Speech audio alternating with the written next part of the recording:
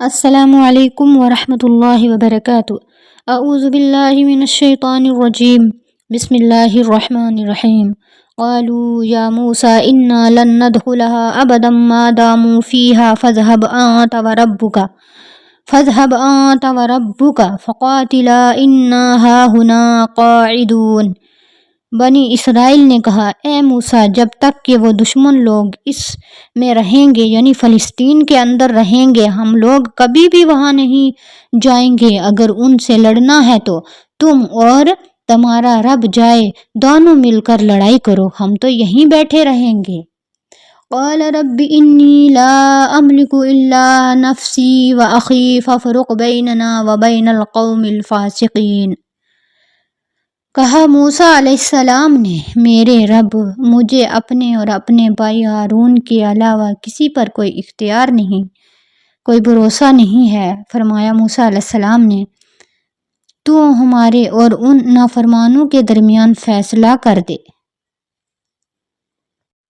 قال فإنها محرمة عليهم 40 سنة يتيهون في الأرض فلا تأس على القوم الفاسقين۔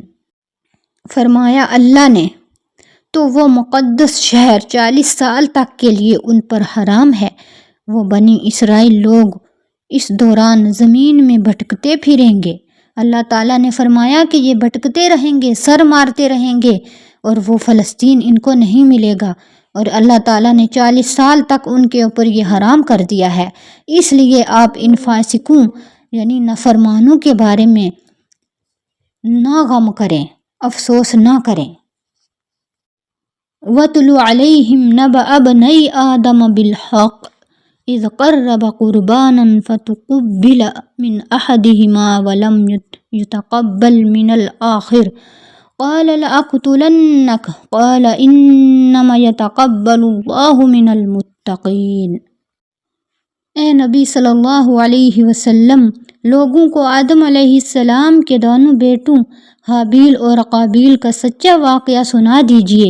اللہ تعالیٰ نے نبی کریم صلی اللہ علیہ وسلم کو فرمایا، جب دونوں نے اللہ کے لیے قربانی پیش کی تھی تو ان میں سے ایک کی قربانی قبول ہو گئی اور دوسرے کی قبول نہیں ہوئی، تو قابیل نے حابیل سے کہا، میں تجھے قتل کر دوں گا، تو حابیل نے جواب دیا، اللہ نیک لوگوں ہی کی قربانی قبول کرتا ہے۔